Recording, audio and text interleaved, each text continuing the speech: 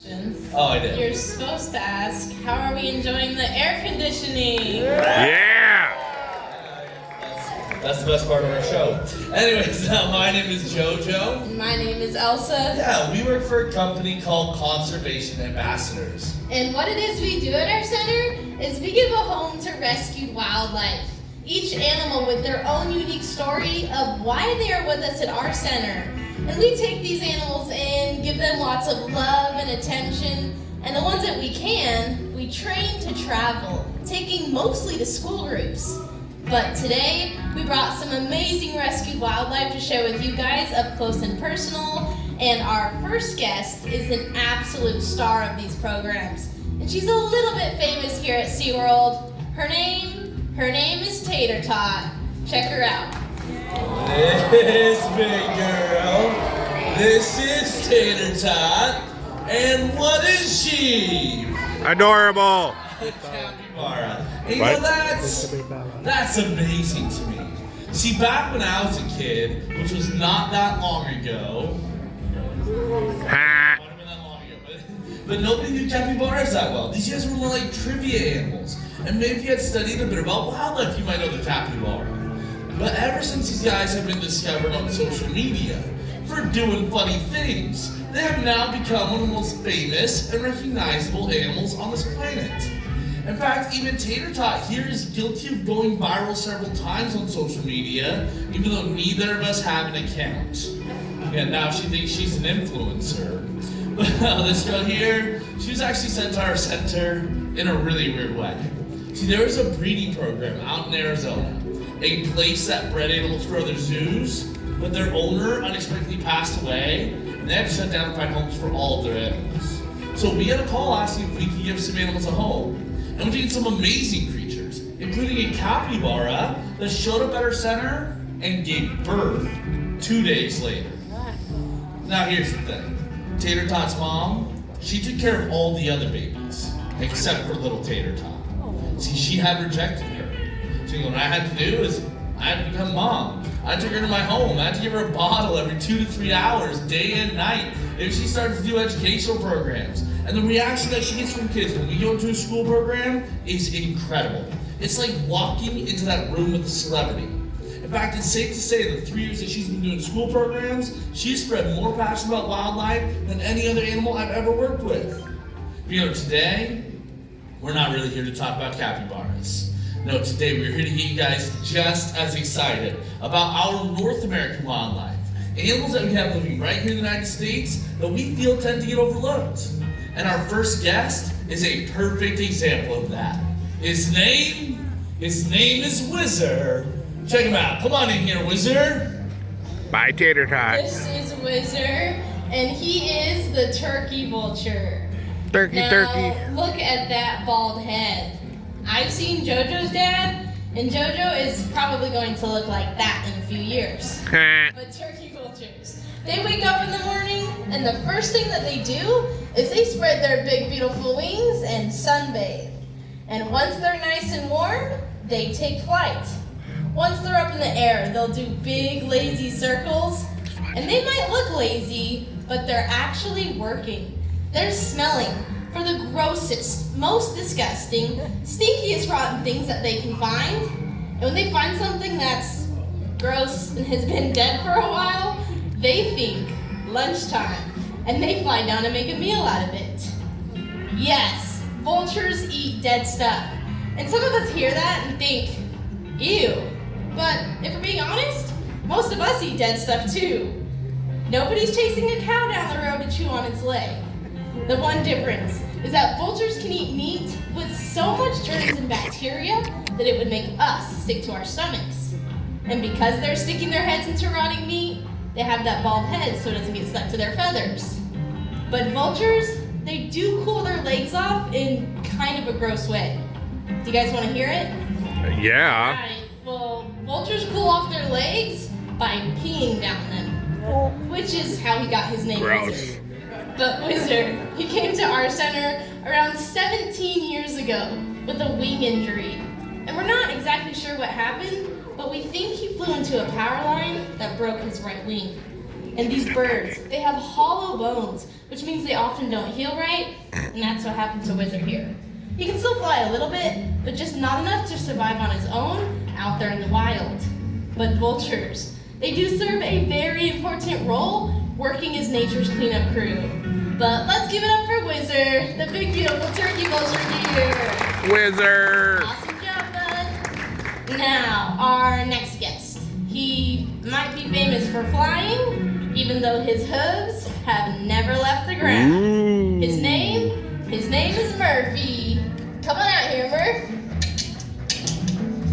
This big guy, this is Murphy, and you might recognize this guy from Christmas movies because he's a reindeer, and that's a reindeer bottom for you guys. Let's call it his good side. Now Murphy here, the reindeer, he's actually a domestic version of the caribou. They're a farm-raised version of the wild caribou that lives in the entire Arctic and subarctic circle, including here in North America. And you know, reindeer and caribou, these are fascinating animals to me. See, they have the largest antlers compared to body size out of all other deer species. Those massive antlers of theirs, like all deer, are shed every single year. Every year, those big antlers fall off their head, and they grow back in covered in the skin and fur coating that you're looking at right now. Once they reach that full size, they rub all that off in kind of a bloody mess. In fact, you can see him already starting to rub the antlers down. And he'll rub all that skin off, and that's when you'll have the beautiful bone antlers that we're used to seeing. Also, reindeer and caribou, excuse me, they're the only deer species that both males and females eat antlers. Every other deer, it's only the boys who get them. They use them to fight for all the girls like typical males do, while reindeer and caribou, these are an equal opportunity deer species. And you know, I said they like to live in the Arctic tundras, and that's one of the harshest climates on this planet. And that exceptionally harsh climate fuels a massive land migration here in North America. See, there's a herd of over 200,000 caribou that travel 1,500 miles south along the Porcupine Riverway to escape the winter cold and find new food sources. Then they travel 1,500 miles back up north to escape the mosquito hatch. That is a 3,000-mile round trip. That is the longest land migration pattern on this planet, and they have some things that help them out along the way, like those wide hooves of theirs. Those hooves, those work like snowshoes, allowing them to walk through the Arctic tundras with ease. It also makes them excellent swimmers. These guys can cross even rushing riverways with those big paddle-like hooves. And his fur, and I know he's kind of finishing shedding right now, but let's see. Who wants it? Oh, nice. Here you go. Do you know what that's called? That's called a butt fluff. That fur though, each one of those hands, those are actually hollow, or hairs are hollow. Those hollow hairs create a thermal barrier between them and the outside temperature, so that allows them to withstand temperatures down to negative 90 degrees Fahrenheit. That is incredible to me. And you know, Murphy, he was actually sent to our center from a reindeer farm out in Washington. There was an old man running a reindeer farm and he was trying to retire, so he sent a few deer down to us. And I absolutely love being able to share with people. You know, ever since I started working with reindeer, the more and more I started to look like Santa Claus. But let's give Murphy a round of applause. He does an awesome job. Bye, Murphy. Now let's see. Our next guest is a true neighbor of yours. And this neighbor of yours has a little bit of a reputation. See, she has a reputation for being one of the uglier animals on this planet. No, but she doesn't. She's gonna change her mind. Her name is Billy. Check her out. Come on in here, Billy. Billy. The flies won't leave him alone, won't they? This is Billy, and she is the Virginia opossum. And opossums, they were originally an East Coast animal, but they were spread around the United States during the Great Depression, so they could breed and be used as a food source. Delicious. And they have since seamlessly moved to the western part of the country. But Billy, her story actually starts with a woman who was driving her car down the road late at night, and she saw a ball of fur run across the road.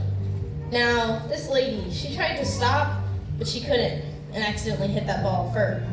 So she got out of her car and realized that she had killed that opossum. But this lady, I'll give her some credit, Because she was smart. She remembered reading somewhere that opossums are marsupials, which are animals like kangaroos and koalas that have pouches on their bellies that they keep, what in? No, they're lunches. Yes, they're babies. So she very bravely went over and opened up that pouch to find 5 baby opossums that were still alive inside. So she scooped them up and she took them to the nearest rehab center the next day, where they would have the best chance of making it back out into the wild. And Billy's siblings, they did great, except for little Billy here, who they had come to find out had too many health issues, which caused her to shake, and she couldn't be released back into the wild with her other siblings. But on the bright side, she's here with us at our rescue center ever since. And Billy here, she's right around 3 years old, which might sound young to you guys, but get this. Opossums only live 3 to 4 years. But in that short 3 to 4 year lifespan, a mom opossum can have over 50 babies. Yeah, I don't know about you guys, but if I had 50 kids, 3 years would be plenty. But opossums, they're also excellent tree climbers. They can climb up trees head first, as well as climb down trees head first. But if you were to pouch like a kangaroo and climbed down a tree head first, what would happen to your babies? They'd fall out, that's right. So their pouch is a little bit different. It goes in sideways like a sweatshirt pocket, but with a hole in the middle, guaranteeing those babies are nice and safe as mom is climbing those trees. But once those babies are big enough to leave the pouch, do you guys think they leave their mom right away? No, they're like millennials. They hang around for a while. They climb up onto their mom's back, grab off some fur, riding around piggyback style, learning where their mom is finding food. I just feel bad for all those moms that can have up to 13 babies on their back at one time. I'm a triplet, and I don't know how my mom did it with all 3 of us. But JoJo did say at the start that opossums have a reputation for being ugly. Well, do you guys think Billy's ugly? No. What about JoJo? Do you guys think he's ugly? For an opossum. That's right. But opossums, they do serve a very important role in your area. They will go around your neighborhoods at night, eating things like insects, slugs, and small rodents. Opossums' body temperatures are typically so low that they cannot carry the rabies virus, which means they cannot spread it. So as long as you guys can keep them out of your trash cans, they are a very beneficial animal to have around. But let's give it up for Billy, North America's only marsupial. Bye, Billy. All right. Now this old guy, this is Ebu, and what is? Oh, you were gonna say something. You just embarrassed me in front of my best friends. All right, fair enough. Now Ebu here. What is he? Who? I'm messing with you guys. That's my only owl joke. You guys are absolutely right. He's an owl. He's just known as the barred owl, named for the stripe pattern he's got going down his back. And you know, Ebu here, he was actually sent to our center around 27 years ago. So around 27 years ago, he was flying free when he made a big mistake and accidentally flew down in front of a car. Now the person they couldn't stop, and they hit this poor bird, shattering his left wing. But they were bravely, they scooped him up and took him to a special wildlife vet that saved his life. But unfortunately, they couldn't save that left wing of his. So he is missing that left wing, has lost the ability to fly, and that is why he's with us at our center. Now, I did say he came to us around 27 years ago. He's not pushing that close to 30 years old. Barred owls typically live 20 to 25 years. And he's got a terrible retirement plan. Here, he's still going strong. You know, owls are one of my all-time favorites to share with an audience because these birds, they are perfectly set up to fly and hunt at night. The first thing that helps them out are those eyes. Those big owl eyes of his are so good at seeing at night that if it was so dark in here that you can barely see your own hand, this owl can see everything about as well as we can right now. That's what his eyes are. But there's a problem with his eyes. His eyes are so big. His eyes take up so much room in his owl's skull that they're actually stuck facing straight forward. So if you listen to the left, he has to turn his whole head to the left. To the left. Alright. If he wants to the right, he turns his head to the right. The right.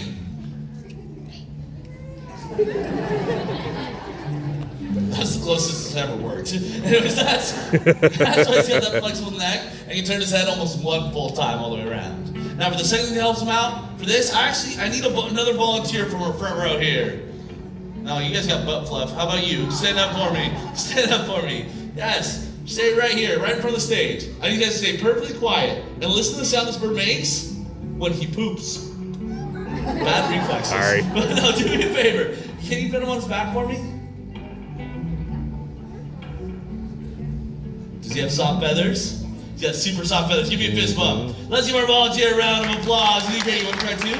Yeah, real quick. Come on up. Yeah, both of you guys.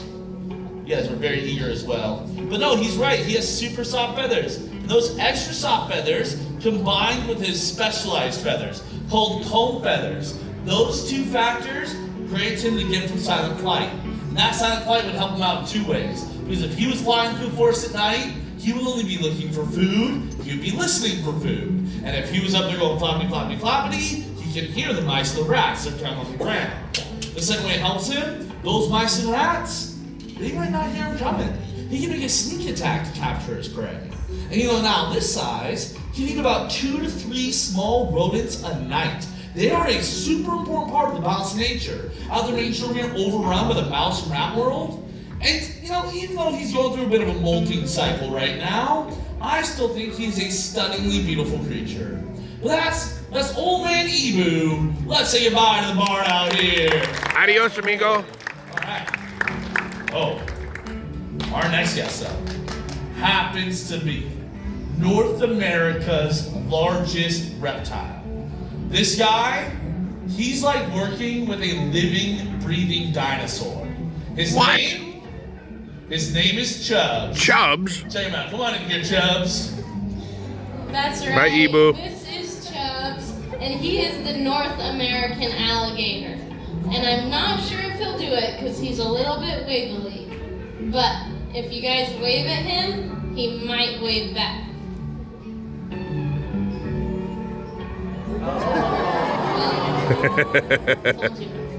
The Chubbs. He was confiscated from a fraternity house in Northern California.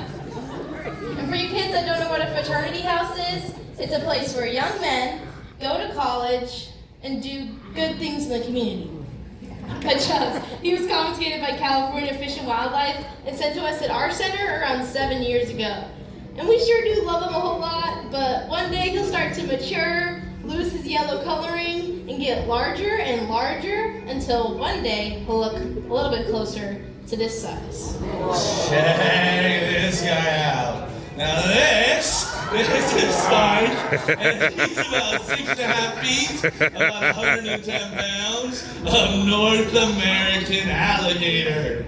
Now, sorry, that's my favorite bit. But now, Spike here.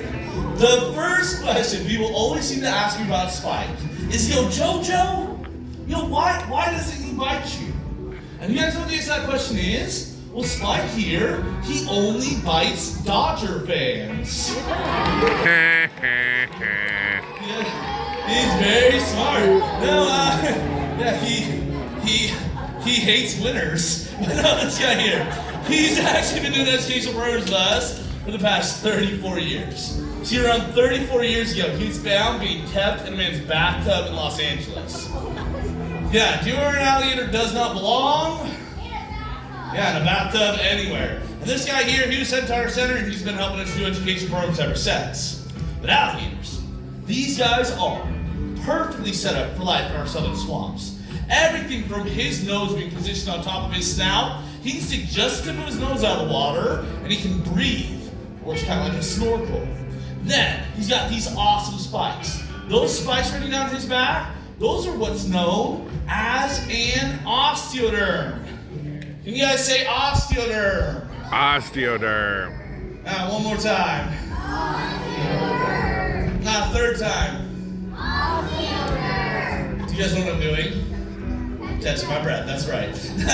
That's not osteoderm, that is part bone, part skin. That is his protection for the alligators. But then he's got that big, long, muscular tail. That tail of his is the most well-muscled part of his body. He can pump that tail along and swim faster than a bottlenose dolphin can. Yeah, take that, Dolphin Stadium. This guy here, he even has around 2,000 pounds per square inch of crushing power in the mouth. One of the strongest set of jaws in the animal kingdom. Whenever he grabs a hold of something, you can bet it's always his. But you know, alligators, these guys are an animal that gives me hope.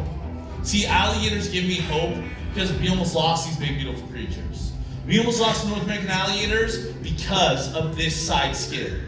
See, so many alligators were over-hunted for that skin to make boots and belts and wallets and purses out of them. So many alligators were killed for that skin that we almost lost the largest reptile that we have here in the United States. But you guys know what happened?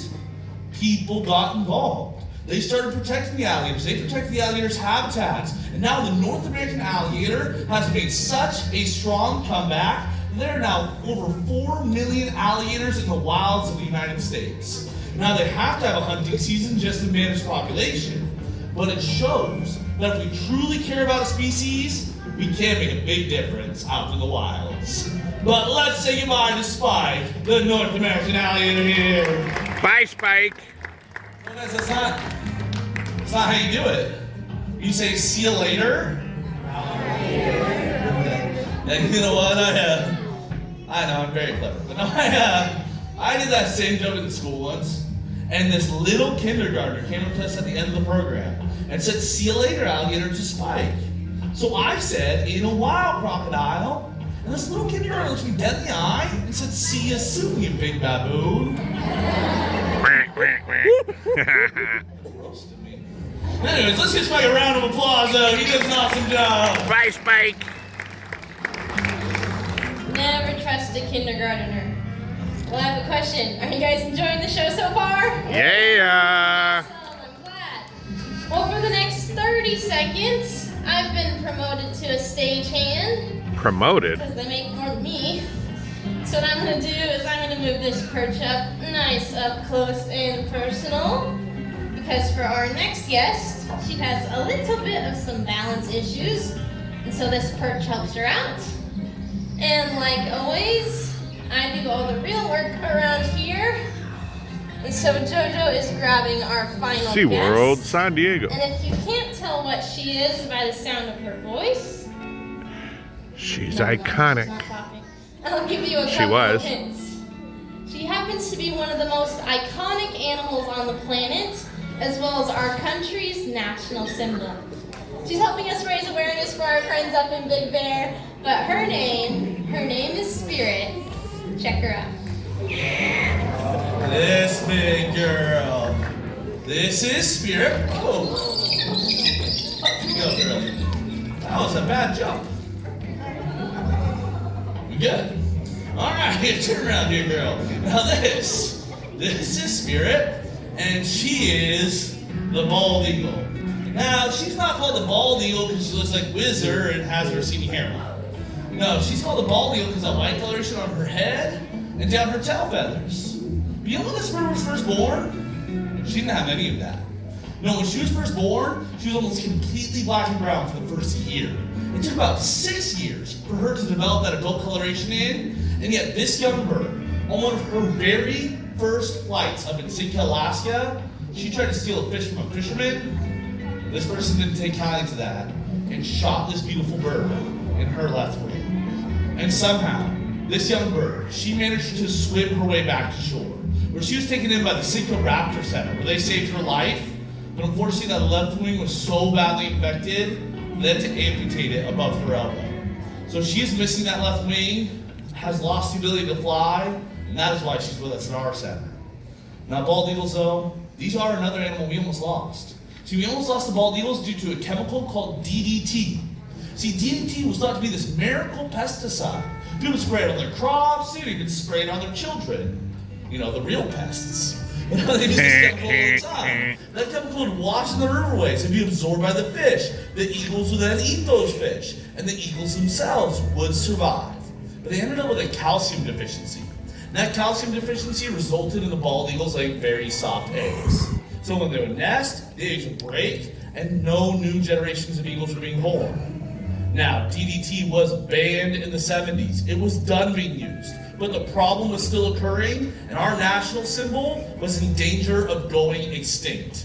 It actually took the help of passionate people that go out and watch the bald eagles' nests, waiting for moms to lay their eggs. Right when those eggs were laid, they would chase mom away, which is not as easy as it sounds. They would take the soft eggs back to incubate them, leave baked eggs in the nest. And right when those babies would hatch, they'd rush them back to that very same nest, and this was working surprisingly well.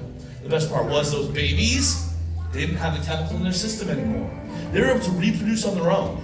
And this whole process worked so well that in 2007, the bald eagles were able to be taken off the endangered species list, and our national symbol is thriving once again in our waterways. I think it is very cool to see. And you know, these are incredible birds. She has eyesight that can see 6 times farther than yours or mine. She has around 700 pounds per square inch of crushing power in those talons. If she had both her wings, she would have close to a 7-foot wingspan. These birds are even known if they catch a fish that is too heavy for them to fly with, they'll swim it back to shore. They are perfect fishers, scavengers, and hunters, and I am truly honored to be able to share her with you guys. That is Spirit. Let's give the bald eagle a round of applause. Yeah. Now, did you guys enjoy those animals?